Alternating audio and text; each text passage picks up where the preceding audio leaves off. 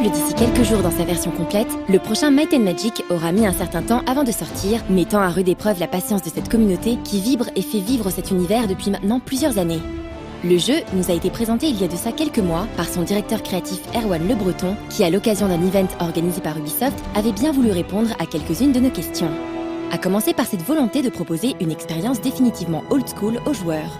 Le choix du vraiment rétro old school fidèle à l'esprit des prédécesseurs, c'est lié à deux choses. D'abord, depuis Ubisoft a acheté la marque Might and Magic, régulièrement quand on rencontre les fans ou même certains membres de la presse, ils nous disent Might and Magic 10, ça vient quand est-ce que vous le faites?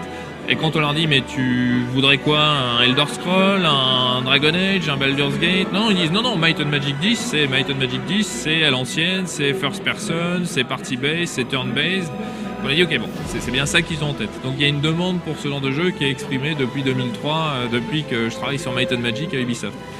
Ensuite, on a senti ces dernières années, c'est pour ça qu'on a attendu quand même 11 ans avant de le faire, une espèce de renouveau du côté rétro old school grâce à Kickstarter, grâce aux jeux mobiles, grâce à Steamworks, grâce à Good Old Games.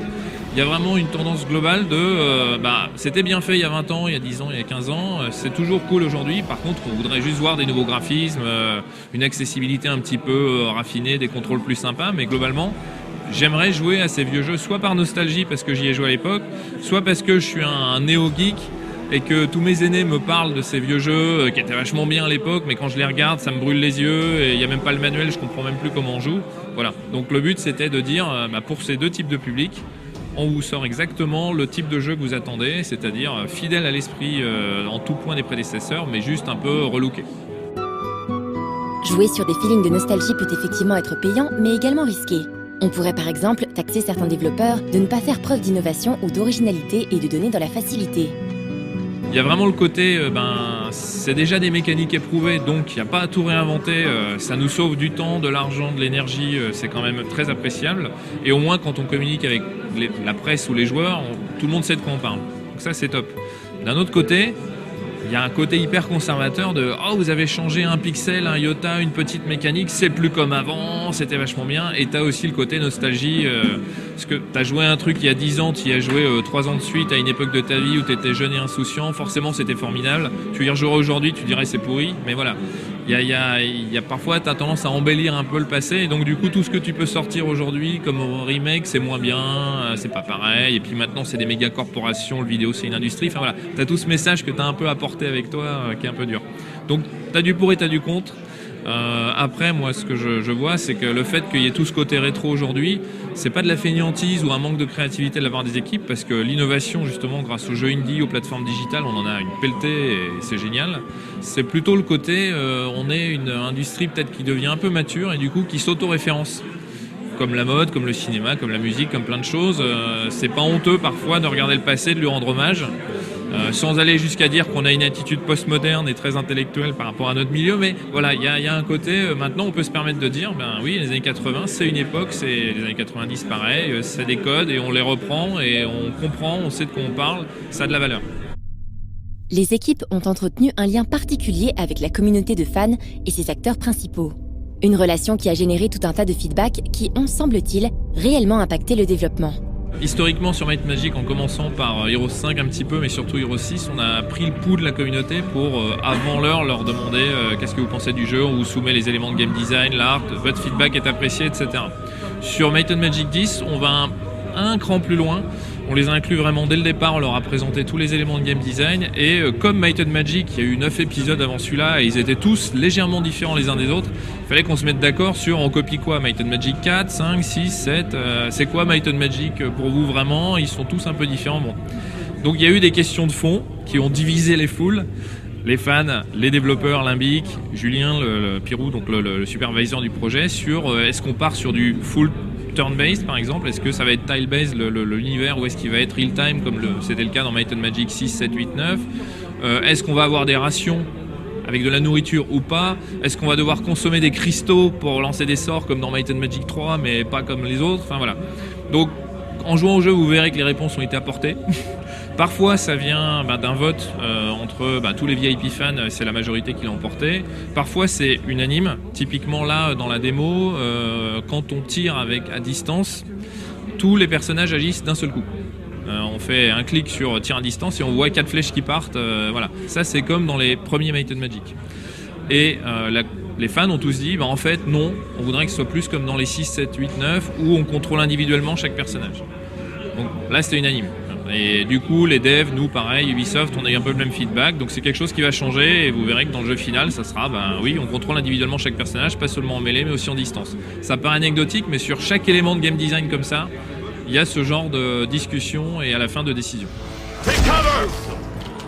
Un autre truc très important qui permet d'embrigader la communauté sur ce projet, on sait que depuis que Ubisoft a repris Might and Magic et voyant pas de signe de Might and Magic 10 venir, les fans ont commencé à faire des projets perso. Il y en a un qui s'appelle Children of the Void, ça fait plusieurs années que c'est annoncé, c'est une équipe de gens super passionnés qui bossent dessus, mais bon, faire un RPG type Might and Magic, c'est des heures de jeu, c'est un contenu énorme, ils rament un peu les pauvres. Ils font ce qu'ils peuvent avec leurs petits bras, mais bon. Nous, grâce à Might and Magic 10, l'officiel, on va leur fournir un modding kit. On travaille sur Unity, c'est un moteur que tout le monde peut s'approprier en condition de s'y connaître un peu et trafiquer, mais surtout on leur fournit la couche supérieure, donc éléments de script qui permettent de changer le nom et les stats de toutes les créatures et des armes du jeu, etc. Un level design kit, justement, comme le jeu est tile-based, c'est assez facile de faire des niveaux et de commencer à créer ses propres quêtes et ses propres scénarios.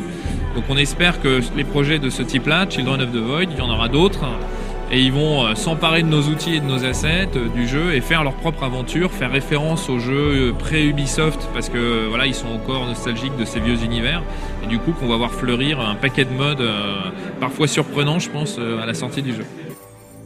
Parmi les acteurs principaux du processus de développement de ce Might and Magic, on retrouve une personnalité bien connue des services puisqu'il s'agit de Julien Pirou, fan de longue date de la série et membre actif de la communauté de joueurs. Alors Julien, il a rejoint l'équipe Might and Magic il y a un peu plus de 3 ans pour travailler au départ comme level designer et puis lead level designer sur la série Heroes. Pourquoi on l'a recruté? Parce qu'à l'époque, c'était pas du tout en rapport avec No Life et ce qu'il fait avec IG Max, c'était parce que dans la communauté Might and Magic, il est connu comme un très bon modeur, un mec qui est là depuis longtemps, qui a fait des maps pour Heroes 3, Heroes 4, Heroes 5.